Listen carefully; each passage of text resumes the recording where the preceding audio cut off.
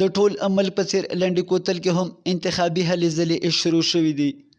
په همدې سلسله کې جماعت اسلامي خیبر هم د یوې غټې غونډې تابع کړې وه چې ورته د جماعت اسلامي صوبایي امیر سنیټر مشتاق احمد خان راغلی و.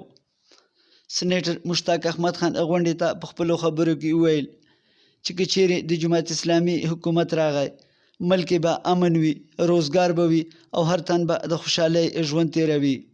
د اسلام نظامي د شریعت نظام وي، دلته به امني، دلته به انصافي، دلته به ترقي، دلته به روزګاري، دلته به هسکه غړی ژوند ان شاء الله. د دغې لپاره ورو ستاسو نه مرسته کوو، ستاسو نه درخواست کوو.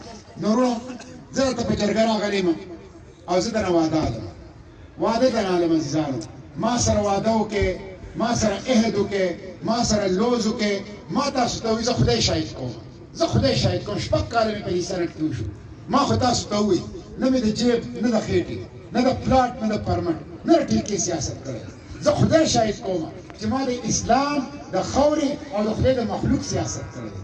غونډې ته د خیبر څخه د کامې اسمبلۍ امیدوار شاه فیصل اپریدی او د صوبایي اسمبلۍ امیدوار حاجي مقتدر شاه اپریدي هم خبرې وکړې او ویې ویل چې که چیرې تاسې موږ ته خپل قیمتي اوټونه راکړه او موږ ته مو بریا ترلاسه کړه نو ګرد خیبر کې به 3 یونیورسټۍ جوړوو او تورخم دروازه به کار روزګار په مخ 24 ساعته خلاصوي. په تیرو وختونو کې د سیمې څخه منتخب نمایندګانو سیمې لپاره هیڅ کوم پرمختګ کار نه دی کړی. نو باید په دې پوهه شئ چې یو ځل ازمایل شوي کسان بیا اسمبلۍ ته ونه لیږئ او خپل قیمتي اوټونه جماعت اسلامي ته ورکړئ. مینوال شینواري، وحدت نیوز، لنډي کوتل.